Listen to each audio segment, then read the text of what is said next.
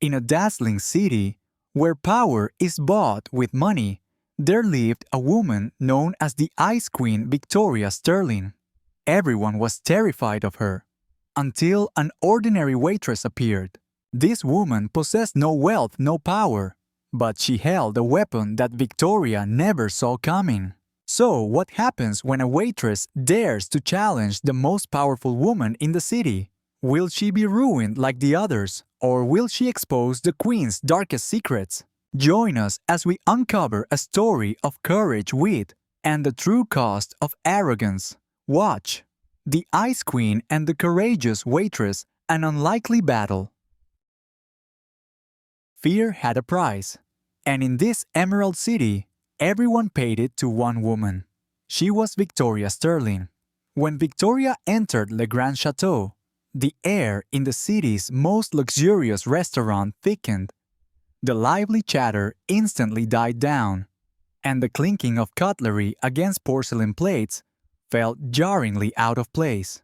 Millionaires bowed their heads to check their phones, and politicians pretended to be busy with meaningless calls. The week before, with just a single phone call, she had ruined 3 lives. Tonight, Victoria had chosen her next victim, a new waitress, a woman who dared to stand tall when everyone else was forced to bow.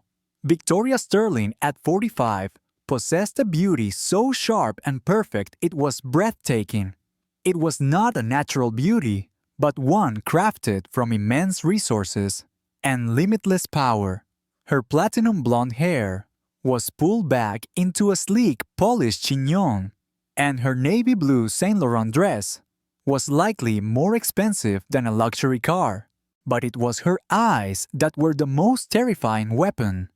They were a pale, icy gray like a winter lake that could crack under your feet without warning. The young timid hostess named Claire almost genuflected as she led Victoria to her usual table. "Good evening, Mrs. Sterling. Your table is ready." As Victoria glided through the dining room, every conversation froze in a mixture of horrified reverence. Everyone knew the stories about her. Just last Tuesday, she had a lawyer, Marcus Hoffman, disbarred simply because he had dared to question a development contract for her husband's project. By Thursday, banker Sarah Mitchell was fired from First National Bank after Victoria made a single phone call to the director.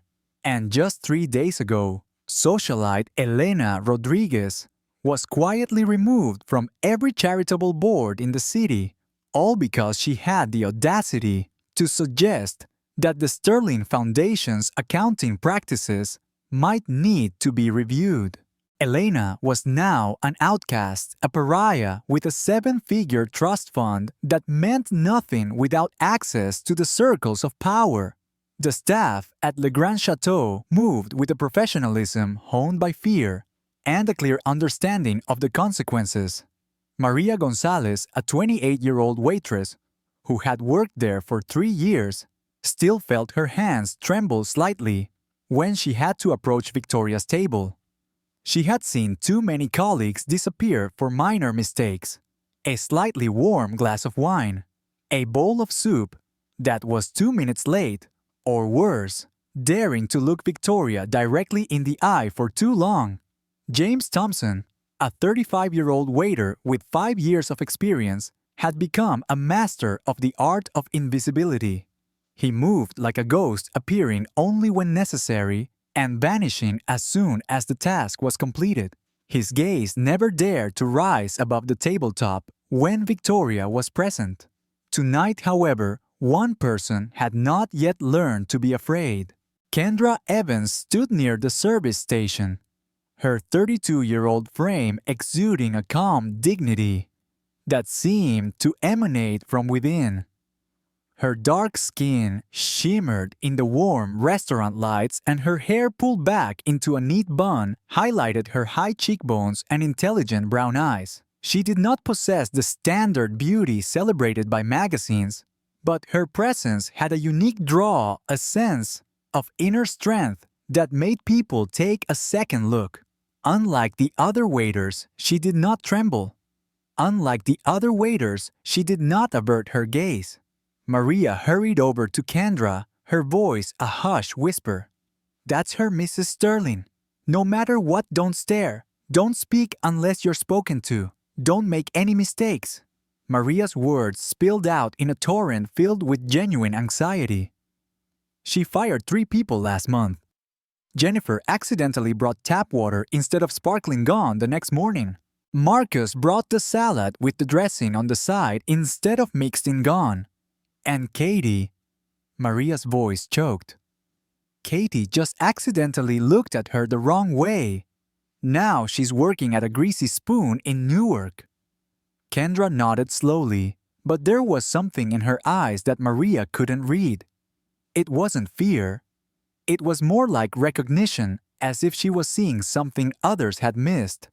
Maria didn't know that for the past 8 years, Kendra had spent her time analyzing financial reports for a mid-tier accounting firm before a round of layoffs.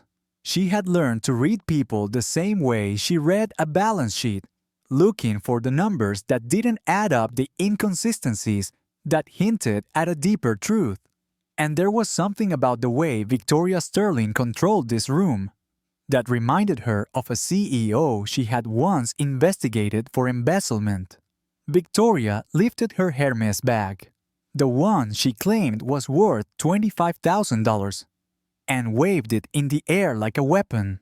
"See this bag? It's worth more than your entire pathetic salary combined." Instead of flinching, Kendra simply smiled. "It tells me you have expensive taste, Mrs. Sterling." A few diners nearly choked on their drinks. No one spoke to Victoria Sterling like that. No one had the audacity to respond with a sharp remark or any kind of backbone. The silence that followed was so complete that the soft jazz music playing in the background suddenly sounded as loud as a thunderclap. Victoria Sterling's smile widened, but it was the smile of a predator who had just discovered a particularly interesting prey. Refreshing. A person with a sense of humor. She leaned back in her chair, studying Kendra with a new curiosity. "I wonder how long that humor will last. Tell me, what's your name?" When Kendra provided her name, Victoria gestured to a corner table where 4 well-dressed people were sitting in obvious discomfort. "That is a few of my least favorite people in this city. The woman in red is Judge Patricia Hawkins. She dared to rule against one of my husband's development projects last year. I want you to serve that table tonight. Every dish, every drink, every request. And if you make a single tiny mistake, well, let's just say your time here will be very short." Around the dining room, other diners watched with a mixture of fascination and horror. This was Victoria, at her most cruel, using an innocent waitress as a weapon in her personal feuds. It was a psychological war disguised as restaurant service, and everyone present understood they were about to witness either the destruction of another worker or something unprecedented. Kendra nodded once, her expression unchanged. "I understand completely, Mrs. Sterling." Then she did something that made a few people actually gasp. She took a crisp white napkin from her apron, the kind used for polishing glasses and tables, and carefully tucked it into her waistband, letting it hang like a small flag. No one understood the meaning of the gesture, but there was something in her eyes that suggested surrender was the furthest thing from her mind. As she walked toward the corner table, she caught a glimpse of something else. A diamond bracelet on Victoria's wrist looked strangely familiar, though she couldn't place where she had seen it. Victoria didn't know that at 32, Kendra Evans had faced things far more dangerous than impossible serving tasks, and she had developed a formidable talent for turning her enemy's weapon back on them. The game had just begun, and for the first time in years, Victoria Sterling may have met someone who refused to play by her rules. The task of serving Victoria Sterling's corner table was supposed to be a professional death sentence, but Kendra Evans moved through it like a dancer, A person who knew every step of a complicated ballet. The fear of Maria and James of all the other staff only highlighted Kendra's extraordinary poise. She wasn't just serving, she was performing a masterclass in professionalism, turning Victoria's psychological warfare into a stage for herself. Judge Patricia Hawkins asked for her wine to be 3 degrees warmer than the recommended temperature, then changed her mind about her entree twice. City Prosecutor David Chen requested off-menu modifications to his dish, and the philanthropic couple demanded a detailed explanation of every ingredient in their appetizer, as if they suspected someone was trying to poison them. Each request was delivered with the kind of passive-aggressive politeness that the wealthy often use to see a server fluster and falter. But Kendra did not falter. She anticipated their needs before they spoke, refilled water glasses before they were empty, and handled every curveball with professional grace. When Judge Hawkins accidentally knocked over her wine glass, Kendra had it cleaned and replaced instantly, before the red liquid could spread across the white tablecloth. When David Chen complained that his salmon was overcooked, she had the kitchen prepare a new one in record time, while maintaining the perfect serving rhythm for the entire table. And when the philanthropic couple began to loudly discuss their rivals' questionable fundraising methods within earshot of other diners, Kendra simply smiled and suggested they might enjoy the quieter atmosphere of the private dining room. From her table, Victoria watched this performance with growing frustration. She had designed this task to be impossible, a public humiliation meant to send a clear message to every server in the city about the fate of those who dared to show character. Instead, she was witnessing something suspicious: absolute mastery. Other diners also began to take notice. They glanced between Kendra and the corner table, whispering compliments about her poise under pressure. What Victoria didn't realize was that Kendra was doing more than just serving. In between refilling wine and replacing bread baskets, she was listening. 8 years as a financial analyst had taught her that the most interesting conversations often happen in places where people felt safe. And the wealthy in expensive restaurants often discussed business with the complacent belief that servers were invisible. Tonight, that complacency was serving Kendra.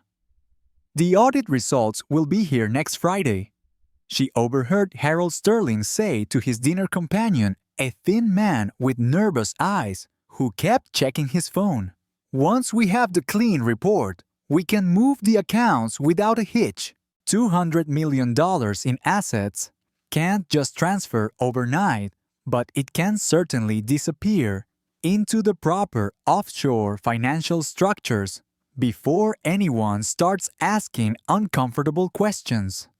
Kendra's hand was steady as she refilled Judge Hawkins' water glass, but her mind was racing. Offshore financial structures, asset transfers, a clean audit report. This language was all too familiar from her previous job, the same terminology she had encountered when investigating companies that were playing creative with their tax liabilities. She made a mental note of the thin man's appearance and the timing of the conversation. The timing has to be perfect, Harold continued, his voice dropping even lower. Victoria's charity gala next week will provide the perfect cover. Everyone will be focused on the money coming in, not the money going out through secret channels. We've been planning this transfer for months. As Kendra moved away from the table to fetch the next course from the kitchen, she felt someone watching her.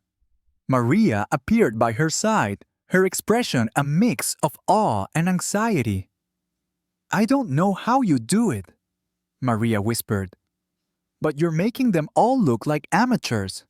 Judge Hawkins actually complimented your knowledge of wine, and she has never complimented anyone on anything." "Experience," Kendra replied simply, though she didn't elaborate on what that experience was. She couldn't explain that her previous work had taught her how to read a room, anticipate problems, and handle difficult personalities. or that she had learned to listen to financial conversations with the trained ear of someone who understood how money moved through both legal and illegal channels. The bracelet on Victoria's wrist caught her attention again as she brought desserts to the corner table. Something about it was nagging at her. Not just its obvious value, but something specific about its design. The diamond pattern was highly unusual, almost distinctive enough to be memorable. She had seen it somewhere before, but where? As she placed the final coffee cup down, the memory hit her like a cold wave. 3 months ago, during her final week at the accounting firm, she had handled an insurance claim for a client whose jewelry had been stolen in a burglary. The photos in the file were detailed enough for the insurance appraiser, and one of them had a diamond bracelet with that exact same pattern. The recognition was so sudden that she almost dropped the dessert fork she was setting next to Judge Hawkins' tiramisu.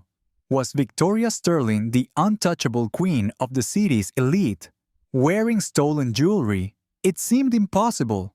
She had enough money to buy anything she wanted. But then another thought occurred to her. Some wealthy people collect things not because they need them, but because they enjoy taking them from others. The feeling of power from possession can be more intoxicating than the item itself. As the evening wound down and the corner table finally left with a look of grudging satisfaction, Kendra cleared the table while her mind worked at full speed. The conversation about offshore accounts and asset transfers combined with the suspiciously familiar bracelet created a picture that her analytical experience couldn't ignore. The Sterlings weren't just wealthy. They were actively working to hide that wealth from scrutiny. And if the bracelet was indeed stolen, it suggested a pattern of taking things that didn't belong to them. Victoria approached as Kendra was wiping down the corner table, her expression unreadable. "Well," she said, her voice full of enough surprise to be an insult. "I have to admit, you did better than I expected. Judge Hawkins all but praised your service, and she hasn't said a kind word about anyone in this restaurant in 3 years." "Thank you, Mrs. Sterling," Kendra replied, continuing her methodical cleaning with precision. "I believe in being thorough no matter the task." Something about the way Kendra emphasized the word thorough made Victoria pause. It was subtle, but it carried a weight that suggested layers of meaning. For a moment, the older woman felt a flicker of unease she hadn't experienced in years. This waitress was different from the others, and not just in her ability to handle difficult customers. There was an intelligence behind her eyes that seemed to be processing more than just orders and wine preferences. "How interesting," Victoria murmured, studying Kendra's face for any hint of deception or hidden intent. "Tell me, what did you do before coming here? You seem to have a background that goes far beyond normal restaurant work." "I worked in an office," Kendra answered truthfully, though she didn't specify what kind of office or what her responsibilities were. "I've always been good with details and managing complex situations." The white napkin still hung from Kendra's waistband like a small flag, a reminder of the challenge that had started the evening. But when Victoria looked at it now, it no longer looked like a symbol of subservience. Instead, it was almost like a battle flag, a sign that this particular waitress was prepared for whatever war Victoria might choose to wage. For the first time in years, Victoria Sterling wondered if she had underestimated an opponent, if the other staff at the Grand Chateau viewed Kendra's task as a theatrical tragedy staged for Victoria Sterling's cruel amusement. Kendra saw it as a scientific experiment. Instead of getting flustered by the unreasonable demands, she analyzed them. Judge Hawkins changed her mind about the wine and food, not because she was truly difficult, but because she wanted to exert control. The lawyer Chen requested off-menu items because he was accustomed to having things bend to his will. Kendra had encountered these kinds of people in the financial world. They used power to create chaos. And the only way to counter them was to restore order. Kendra moved between the tables with extraordinary poise. Her professionalism was not a sign of submission, but a layer of armor. Each time she smiled, it wasn't the fake smile of a server, but the smile of a chess player seeing her opponent's next move. The contrast between the fearful attitude of the other staff and Kendra's confidence made her performance stand out even more. She was an anomaly, an error in the system, and the entire restaurant was captivated by that error. What Victoria and the diners didn't know was that Kendra was doing more than just serving. She was listening. 8 years as a financial analyst had taught her that the biggest secrets weren't hidden in closed-door meetings, but blurted out in moments where people felt completely safe. And the wealthy in expensive restaurants like this believed they were completely safe. They believed servers were invisible, and that belief was their weakness. As Kendra refilled Judge Hawkins' water glass, she overheard Harold Sterling talking to his partner, a thin man with anxious eyes. "The audit report has to be clean by next Friday. Once we have it, we can move the accounts without a hitch." Harold's voice was lowered, but Kendra still heard him clearly. $200 million can't just vanish, but it can go into the proper offshore financial structures before anyone starts asking questions. Kendra's hand remained steady, but her mind was racing. Offshore financial structures, asset transfers, a clean audit report.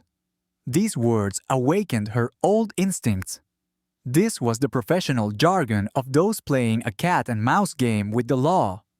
She made a mental note of the man's appearance and the exact timing of the conversation. Victoria's charity gala next week will be the perfect cover, Harold continued. Everyone will be focused on the money coming in, not the money going out through secret channels. Kendra felt a surge of adrenaline. She was no longer just a waitress. She was an investigator. In between her movements, she caught Maria's admiring gaze. "I don't know how you do it," Maria whispered, her voice trembling. "You're making them look like fools." Kendra just smiled, offering no explanation. She couldn't tell Maria that she had been trained to recognize these conversations to hear what others missed. And then the second thing happened, the thing that changed everything. As Kendra brought the desserts to the table, her gaze accidentally fell upon Victoria's wrist. The diamond bracelet sparkled in the light, and a nagging sense of familiarity welled up inside her. She had seen it before, not in a jewelry store, but in a file. The memory came flooding back like a cold wave. 3 months ago, during her final week at the firm, she had handled an insurance claim for a client whose jewelry had been stolen. In that file, there was a detailed photograph of a diamond bracelet. It had an unusual design, a diamond pattern so unique it was unmistakable. It was the very same bracelet Victoria was wearing. This recognition made Kendra almost drop the dessert fork. Victoria Sterling was wearing stolen jewelry. Why would someone who could buy anything they wanted do that? A question flashed in Kendra's mind. One she had learned in the world of finance, some people don't steal because they need to, but because they enjoy the feeling of power that comes from taking something that doesn't belong to them. As the evening ended, Kendra stayed to clean up, but her mind didn't stop working. She had 2 pieces of a puzzle: a conversation about money laundering and a piece of stolen jewelry.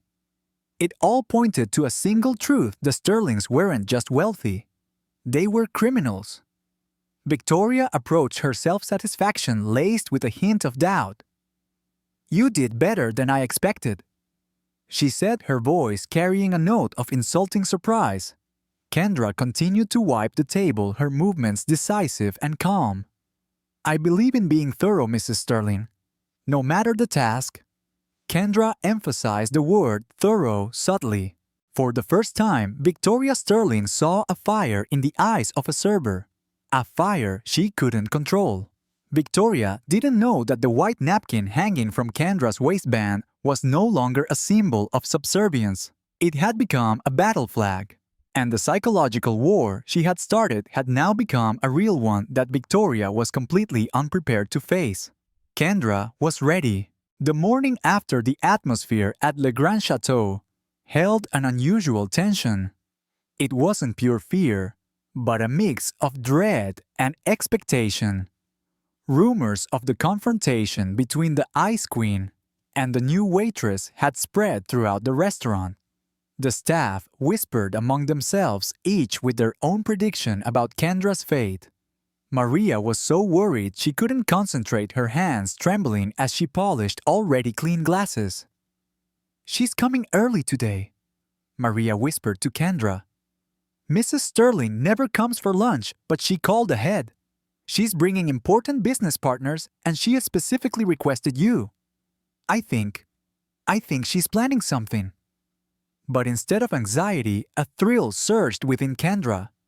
For years, she had been used to uncovering financial discrepancies and reporting them to higher-ups, only to watch the powerful use their connections to bury the issues. She had lost her job partly because her investigations had displeased high-paying clients.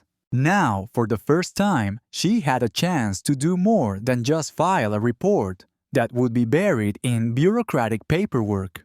"Let her bring whoever she wants," Kendra said, adjusting her apron with deliberate calm. "I'm ready for whatever game she thinks she's playing." The lunch crowd was smaller, but the tension was far greater. Victoria arrived precisely at noon, with 3 companions, all of whom exuded a nervous energy. There was Harold Sterling, her husband, a man with salt and pepper hair, who looked elegant but had deep anxiety lines etched around his eyes. Beside him was Deputy Mayor Margaret Chen, with a politically painted smile. The third was David Morrison, a bank executive who specialized in development loans and municipal bonds. As they took their seats, Kendra felt the undercurrents of power and money flowing between them. This wasn't a normal lunch, but a meeting in disguise. Victoria's icy blue eyes found Kendra immediately. "There she is," she announced to her companions loud enough for others to hear. "Our new entertainment. Yesterday she survived serving the people I hate the most. So today, I thought we'd give her a more challenging task." Victoria gestured for Kendra to approach, her smile as sharp as glass. "These are very important people having very important conversations. I trust you'll provide a discreet service to ensure their privacy and comfort." The emphasis on the word discreet was clearly a warning, but Kendra heard something else, an invitation. Victoria was so confident in her power that she was openly inviting scrutiny. "Of course, Mrs. Sterling," Kendra replied with perfect professional courtesy. "I'll ensure they have everything they need." As she moved toward the bar, Kendra made a decision that changed everything. Instead of simply enduring whatever psychological torture Victoria had planned, she would actively participate. The white napkin still hung from her waistband, but now it was no longer a symbol of subservience. It was a battle flag. The game was about to change, and for the first time since she had been at Le Grand Chateau, Kendra Evans was going on the offensive. The opportunity came as she returned with a tray of wine. She overheard Deputy Mayor Chen express concern about the audit timeline. Harold reassured her that all the documents would be in order and the irregularities would be ironed out before any official examination. David Morrison nodded along, adding comments about creative accounting solutions and offshore consultancy services. Instead of pretending not to hear, Kendra did the unprecedented. As she poured wine for Deputy Mayor Chen, she said in a voice just loud enough for the surrounding tables to hear, "I'm sorry, ma'am, but did you say something about audits I couldn't help but overhear? My previous job involved preparing for them, So I know how stressful those processes can be. The silence that followed was deadly. Every person at the table froze, their wine glasses suspended mid-air as they processed what had just happened. A waitress, not just any waitress, but the new one who was supposed to be silently invisible, had just acknowledged a private business conversation and revealed a knowledge that a server was not supposed to have. Victoria's face changed color, eventually settling on a pallid white that made her look genuinely ill. I'm sorry," she stammered, her voice tight with controlled fury. "Oh, I apologize if I misunderstood," Kendra continued with perfect professionalism. "It's just that audit timing can be so complicated, especially when multiple jurisdictions are involved. I used to help clients organize their documents for offshore compliance checks. The paperwork can be quite extensive." Harold Sterling's wine glass slipped from his hand, Pinot Grigio spilling across the white tablecloth. David Morrison started to cough as if he had swallowed something the wrong way, and Deputy Mayor Chen looked as though she was about to faint. But it was Victoria's reaction that told Kendra everything she needed to know. The older woman's eyes went from icy to panicked, and her perfectly manicured hands trembled as she reached for her napkin. "How interesting," Victoria said, her voice strained. "But I believe you misunderstood our conversation. We were discussing restaurant audits, health department inspections, that kind of thing." "Of course," Kendra agreed pleasantly, beginning to clean up the spilled wine with practiced efficiency. "Though I must say, your bracelet is truly exquisite, Mrs. Sterling. That diamond pattern is so distinctive it's almost identical to a piece I once saw in an insurance catalog." This time, Victoria actually gasped. Her hand flew to cover the bracelet, but the damage was done. Everyone at the table had heard the comment, and several nearby diners had turned to look. The implication was subtle but unmistakable. Someone was suggesting that Victoria's jewelry might not have been acquired as legally as the rest of her assets. For 30 years, Victoria Sterling had used fear as a sharp sword, cutting down anyone who dared to question her power. She had built her strength on the absolute certainty that no one would risk confronting her. But now, in front of her most crucial allies, a waitress was quietly dismantling that fear with nothing but professional courtesy and strategically placed observations. The moment hung between them, like a taut wire carrying the current of a fundamental shift in the balance of power. Around the dining room, other diners sensed the change in the air. Conversations grew quieter as people directed their attention to the corner table, where something unprecedented was unfolding.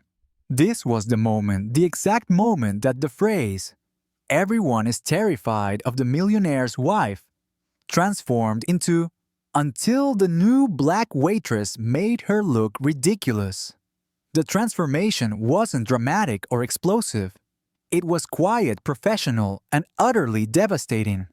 Kendra Williams had just stated as politely as possible that she knew exactly who Victoria Sterling really was, and she wasn't afraid to use that knowledge.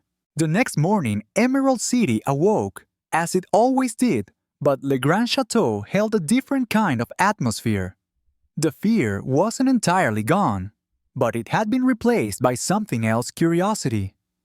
Maria and the other staff looked at Kendra with a mixture of awe and dread, as if she were a survivor of an earthquake. They couldn't understand why Victoria Sterling had let her survive the previous day's confrontation. What they didn't know was that Kendra hadn't just survived. She had won. Kendra walked into the restaurant with a new sense of purpose. She was no longer simply an employee looking for a job. She was a person seeking justice. But that confidence was immediately tested. When she arrived at the staff entrance, a man in a dark suit was waiting. He was tall, African-American in his 40s, with a quiet and serious demeanor that emanated from within. Kendra was used to reading people, and she sensed an air of authority from him even before he flashed his badge.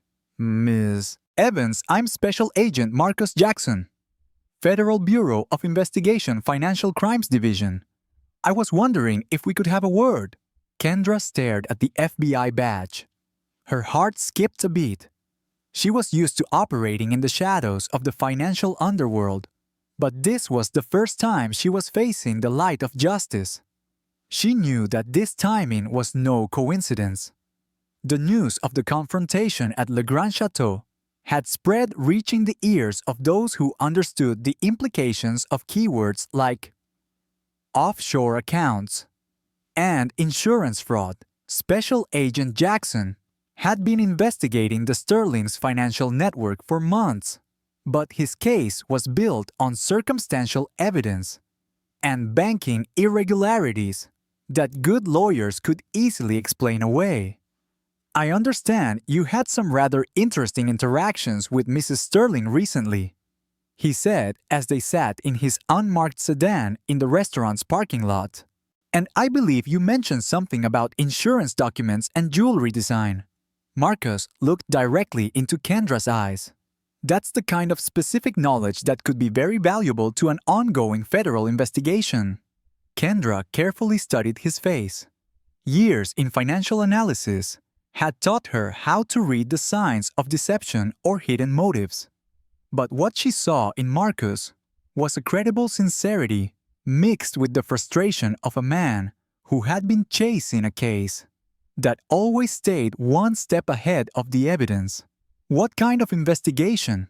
she asked. "The kind that involves $200 million in undeclared offshore assets, fraudulent charitable deductions, and a habit of acquiring valuable items through questionable means," Marcus replied. "The kind of investigation where a witness with your experience and position could help us build a truly solid case." In that moment, Kendra realized she was no longer just a regular server. She was a crucial piece in a much larger puzzle. This was her opportunity to fix a part of the system that had put her in her current situation. She had lost her job for refusing to stay silent, and now justice was knocking on her door. "I'm ready to cooperate," Kendra said, her voice filled with certainty. "I'll do everything I can to help."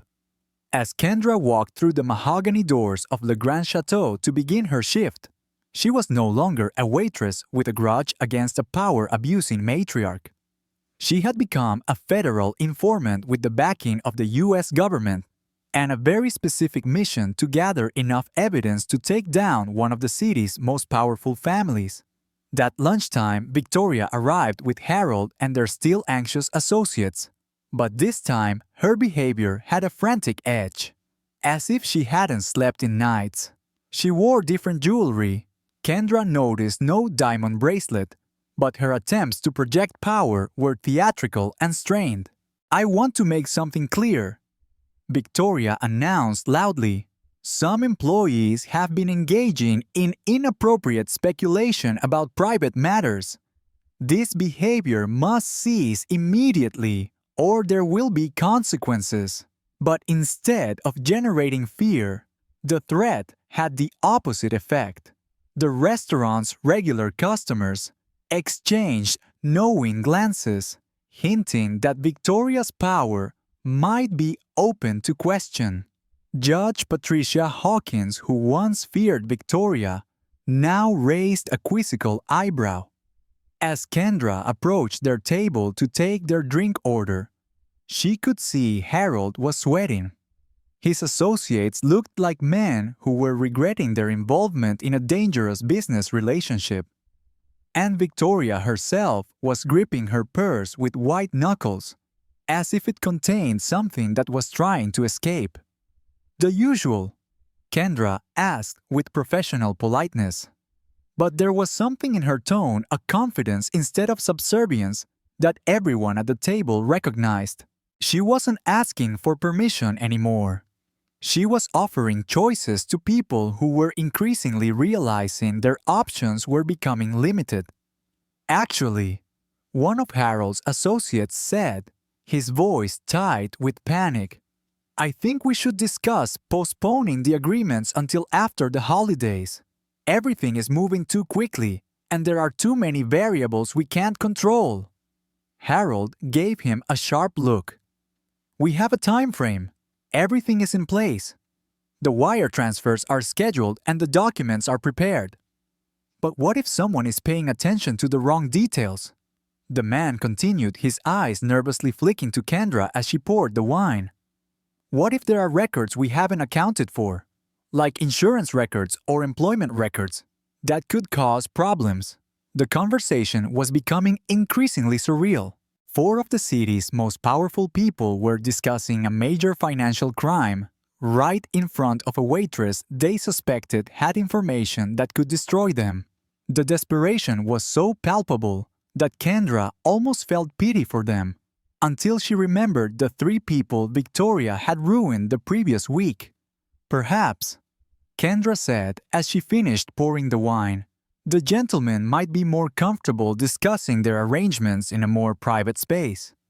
Sometimes conversations in restaurants can be overheard by people with experience in financial documents and compliance procedures." The effect of her words was like an electric shock. Harold actually dropped his water glass, and Victoria made a sound somewhere between a gasp and a sob. But it was the reaction of the other diners that truly marked the moment as a turning point.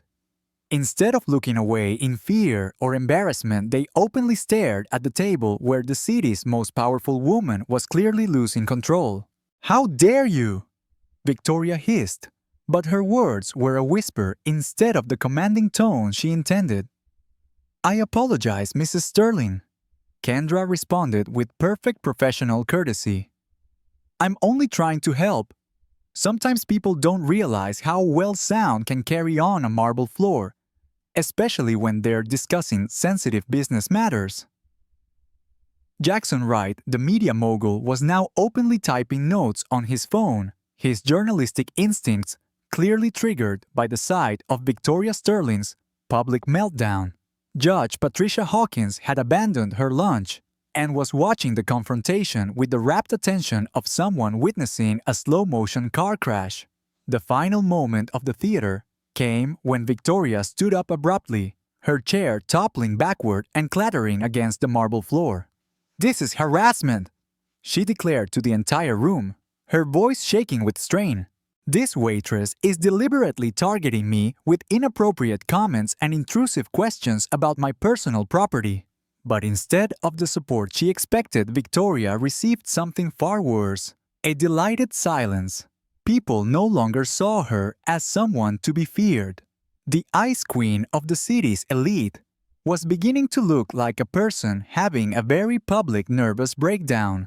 As she grabbed her purse and stormed out, Harold and his associates scrambled to follow her. Kendra calmly righted the fallen chair. The white napkin still hung from her waistband, but now it didn't look like surrender at all. It was a victory flag.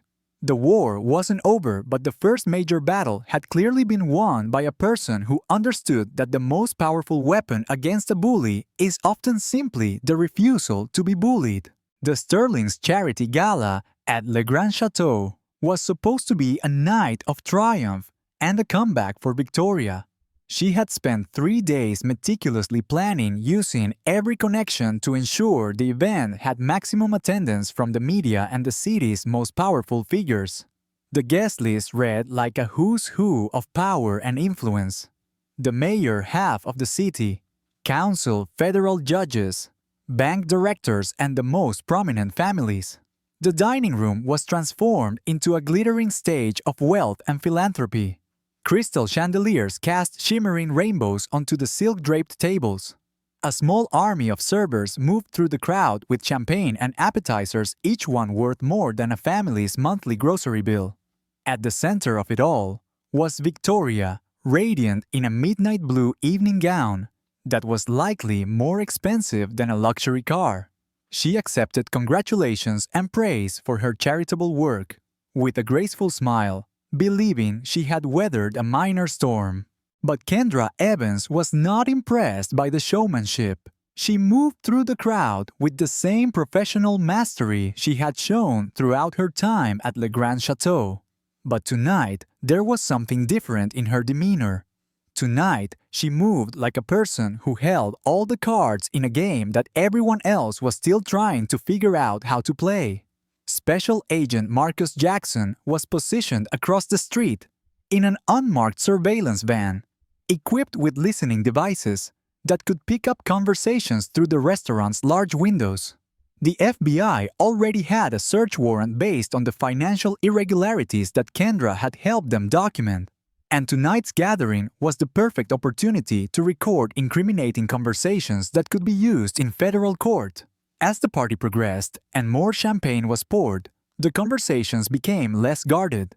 Harold Sterling was holding court near the bar, reassuring a group of nervous investors that the transfers would go smoothly and all regulatory concerns had been addressed through the proper channels. Deputy Mayor Margaret Chen nodded in agreement, adding comments about streamlined approval processes and expedited compliance checks. Kendra approached their group carrying a tray of champagne glasses, her timing perfectly calculated to coincide with the most sensitive part of their discussion. "The offshore documentation is in place," Harold said, his voice slightly slurred with alcohol. $200 million doesn't just disappear overnight, but it can certainly be moved to jurisdictions where U.S. tax agencies have limited oversight. "Excuse me," Kendra said, her voice cutting into the conversation with a surgeon's precision. "I couldn't help but notice the gentlemen were discussing international finance. How fascinating. My previous work involved quite a bit of offshore compliance, particularly with insurance companies that track valuable assets across multiple jurisdictions." The effect was instantaneous and devastating. Harold Sterling's champagne glass slipped from his fingers, shattering on the marble floor with a sound that drew attention from across the room. Deputy Mayor Chen began to cough as if she had swallowed something the wrong way, and the other investors took a few steps back, as if Kendra had just announced she was carrying a contagious disease. But it was Victoria's reaction that truly marked the moment as a complete disaster. She appeared at Harold's side within seconds, her face flushed with a champagne-fueled panic and desperation. "What in the world are you doing?" she hissed at Kendra, but her voice was loud enough for several nearby conversations to halt. "This is a private event, and you have no right to interfere in conversations that are none of your business." "Of course not, Mrs. Sterling," Kendra replied with perfect professional courtesy. "I was merely complimenting the gentlemen on their sophisticated financial planning. Though I must say your jewelry tonight is truly exquisite. That necklace is particularly striking. The sapphires have a very unusual cut, distinctive enough to be listed in an insurance appraiser's catalog." The comment struck its target with brutal precision. Victoria's hand flew to her throat, covering the sapphire necklace, which was in fact so distinctive because it had been reported stolen from a private collector in Connecticut 6 months earlier. The defensive gesture was so transparent that several guests nearby recognized it, and the hushed conversations that followed were no longer about charity donations. "I think," Victoria said, her voice rising to a pitch that suggested suppressed panic, "that some employees are deliberately trying to sabotage this important charity event. This is completely inappropriate behavior that reflects poorly on this restaurant's professionalism." But instead of the support she expected, Victoria was faced with something far worse. A room full of rich, powerful people who were starting to enjoy watching her lose control. The media mogul Jackson Wright was now openly filming on his phone, and Judge Patricia Hawkins was taking notes on what appeared to be a legal pad. The situation deteriorated rapidly from there. As more guests gathered to watch the confrontation, Victoria's attempts to regain power became increasingly desperate and absurd. She demanded Kendra's immediate termination, then threatened to sue the restaurant for harassment when the manager politely explained that there was no grounds for dismissal. She insisted that Kendra's comments about the jewelry were an organized attack, then contradicted herself by claiming the accusations were too ridiculous to respond to. This is clearly a case of a disgruntled employee trying to cause trouble for successful people, Victoria declared to the growing crowd, her voice cracking with strain. She is clearly jealous of our success and is trying to spread malicious rumors about our legitimate business dealings and legally owned assets. But even as she spoke, her credibility continued to crumble. When someone asked what specific rumors were being spread, she couldn't give a coherent example. When Judge Hawkins asked about the nature of the harassment, Victoria's explanation grew more convoluted and self-contradictory. The final blow came when Kendra, with perfect timing and devastating politeness, made a statement that silenced the entire room. Ladies and gentlemen, I apologize if my comments have caused any confusion tonight. I should have been clearer that my observations about jewelry and financial procedures come from a professional background in insurance and auditing firms.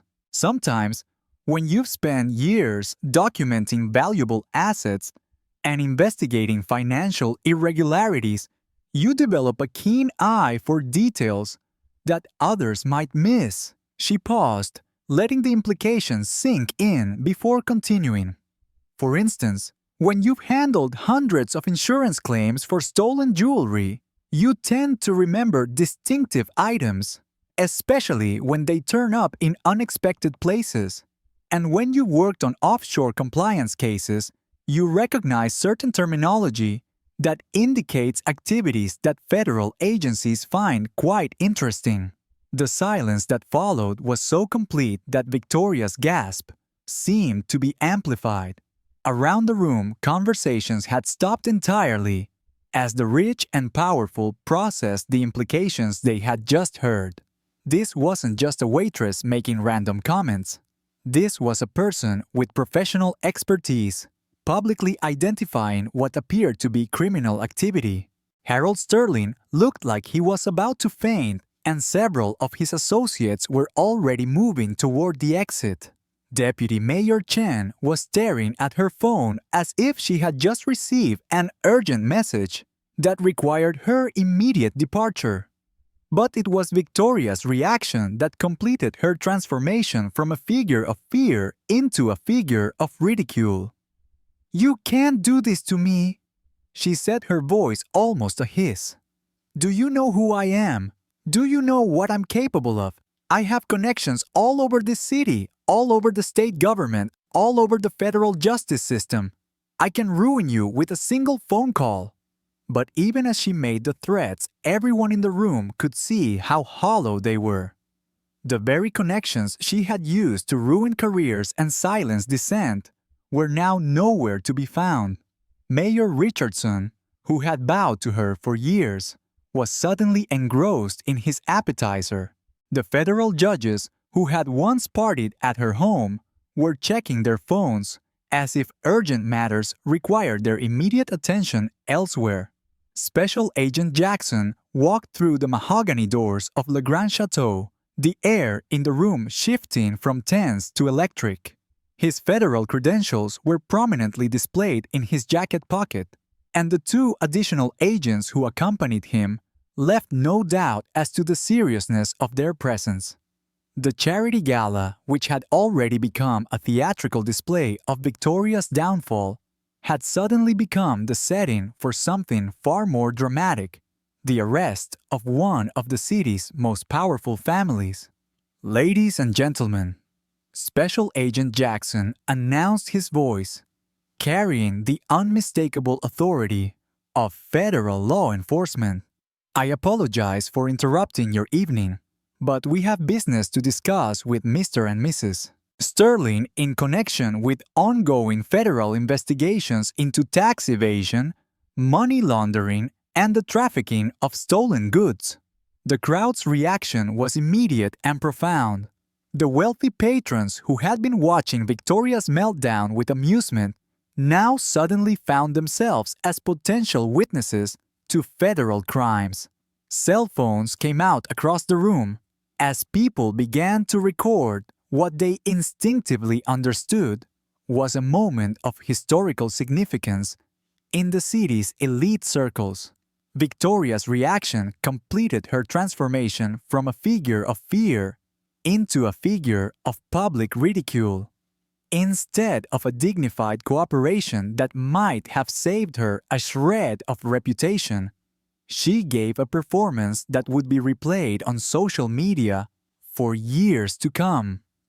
"This is ridiculous!" she shrieked, her voice reaching a pitch that made some guests wince. "This is clearly a conspiracy orchestrated by a disgruntled employee who is jealous of our success. I demand to speak with the mayor, the governor, the federal prosecutor. I have connections in the entire justice system who will end this harassment immediately."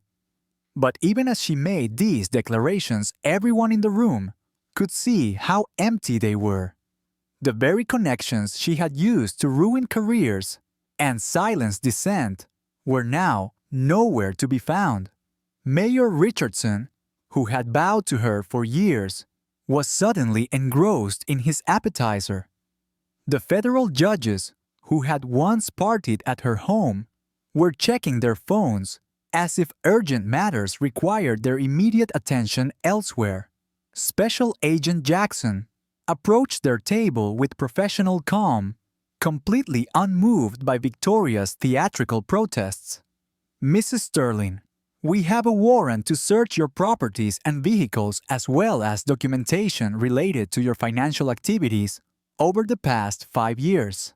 We also have quite a bit of evidence related to jewelry and other valuable items that have been reported stolen by their legal owners."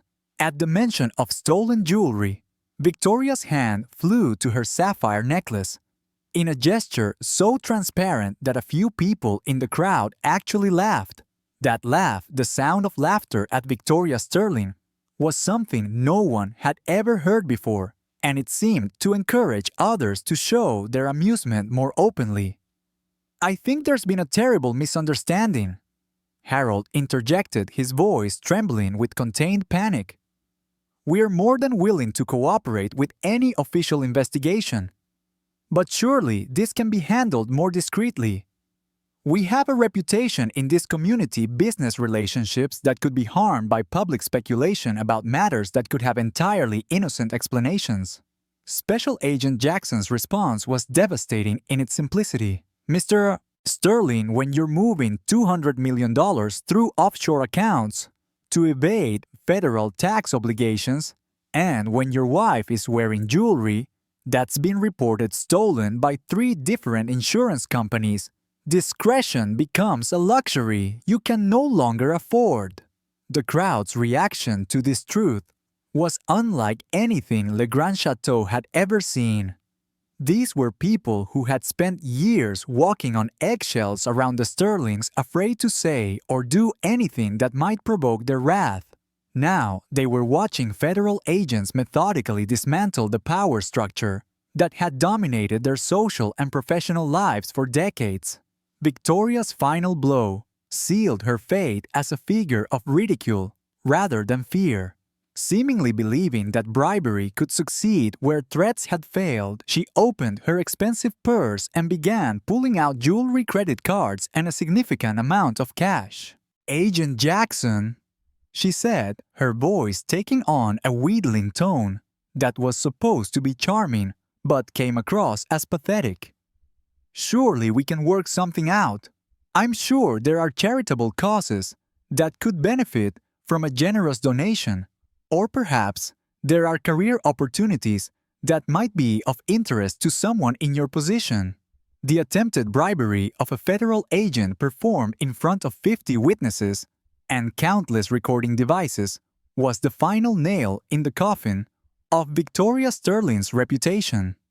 The laughter that erupted was no longer polite or restrained. It was the public gleeful laughter of mockery directed at a person who had revealed herself to be completely and utterly out of touch with reality. "Ma'am," Special Agent Jackson replied with a professional politeness that made the situation even more humiliating for Victoria. "I'm going to pretend I didn't hear that because adding federal bribery charges to your current legal problems would be an unfortunate thing for everyone involved." As the handcuffs were snapped onto Victoria's wrists, she made one last attempt to salvage her dignity by appealing directly to Kendra. "This is all your fault," she said, her voice a mix of fury and desperation. "I gave you a job when no one else would hire you.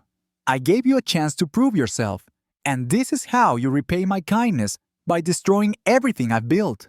But Kendra's response proved exactly how completely the balance of power had shifted.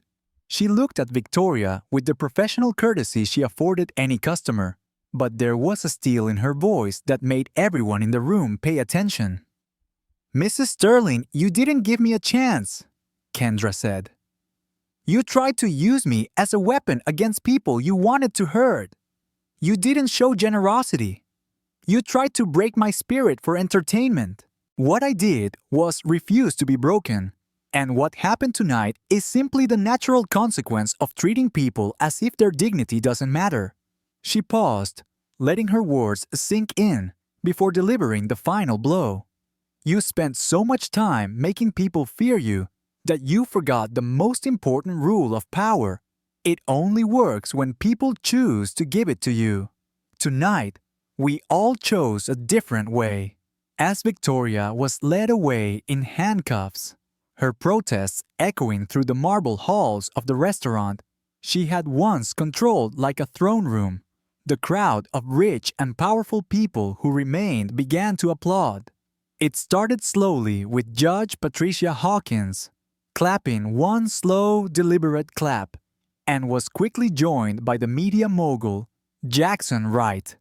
Within seconds, the entire room was applauding not for the arrested millionaire's wife, but for the African-American waitress who had stood up to her and won. The reversal of status was complete. Victoria Sterling, who had entered the night as the city's untouchable social queen, was leaving as a federal prisoner whose desperate attempts to maintain control had turned her into a public laughingstock. And Kendra Williams, who had started the night as just a waitress, was now the person everyone in the room wanted to meet to congratulate and to understand. The game was over and there was no doubt about who had won. The days following the charity gala became a whirlwind of headlines and investigations. The arrest of Victoria and Harold Sterling, right at the Grand Chateau, made the front page of every newspaper and became the hottest topic on news channels. The secrets that Kendra had uncovered were now public knowledge: tax evasion, money laundering, and the trafficking of stolen jewelry. The investigation exposed a vast network of shell bank accounts, front companies, and shady deals set up to hide hundreds of millions of dollars in assets from government scrutiny. And as the story unfolded, Kendra Evans' name was mentioned as a key figure. The staff of Le Grand Chateau, Maria James, and the others were all called to testify not about what they feared, but about what they had witnessed. They told stories of Victoria's cruelty, the fear she had instilled, and Kendra's extraordinary composure. Kendra's story quickly became a modern David and Goliath tale, a story of a woman's courage in standing up against someone who had brutally abused her power. In the weeks that followed, the court delivered its final verdict. Harold Sterling was sentenced to 15 years in prison for financial crimes, and all his assets were seized to repay the victims of his fraudulent investments. But Victoria Sterling's sentence was even more severe: 20 years in prison without parole. The power and wealth she had built with her cruelty had completely crumbled. The woman who had once dominated the city's elite was now a number in the federal prison system, stripped entirely of what she considered a life. For Kendra, the reward wasn't just the $7 million federal bounty, but a sense of peace she hadn't felt in years. She had been fired for daring to speak the truth. Now the truth had brought her a reward greater than money. A month after the trial, she was summoned to the office of the Grand Chateau director. Instead of being fired, she was offered a new position, Director of Ethics and Compliance. The position was created specifically for her. Le Grand Chateau cannot be a place where fear is a currency anymore, the director said, his voice filled with genuine remorse. Victoria Sterling was not a client. She was an example of everything we did wrong. And we want someone like you, a person who knows the value of dignity, to make sure that never happens again. Kendra accepted the position on one condition, that she could establish a scholarship fund to help disadvantaged employees who wanted to pursue higher degrees in management, finance, or any other field that could help them increase their self-worth and thus change their lives. The condition was immediately accepted, and the fund was named the Dignity Scholarship Fund. Le Grand Chateau changed. The customers were still there, but their attitude was different. There were no more outrageous demands, no more threats. Respect had become a course served alongside the finest cuisine. And the staff, who had once trembled in fear, now moved with confidence and genuine smiles. They knew there was someone above them who would protect them from tyrannical clients. A year after the incident in her office, Kendra looked out at Emerald City through the large window. On the opposite wall was a framed napkin. It was the white napkin she had worn on her first night, a symbol of surrender that she had turned into a battle flag. It was a daily reminder that professionalism was not subservience but power. Maria, who was now promoted to senior manager, walked into the office.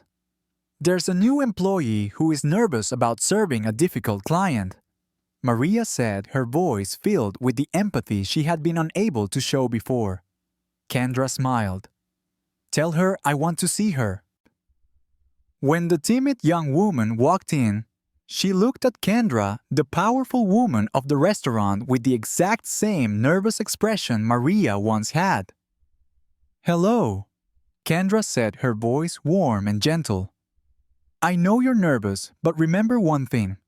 Dignity is non-negotiable. Be professional, be polite, but never accept being insulted."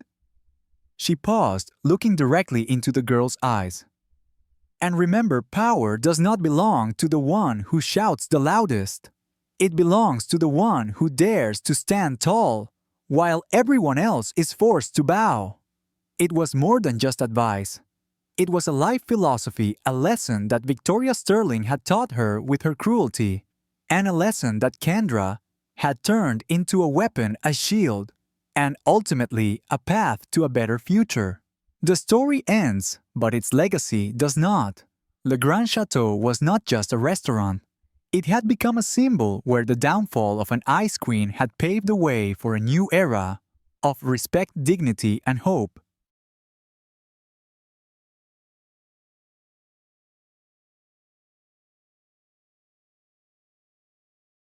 And that's how a single waitress taught an entire city a lesson in courage. Kendra's story reminds us that true power doesn't lie in your wallet, but in your character. If you love stories about unsung heroes, don't forget to like and subscribe so you don't miss our next video.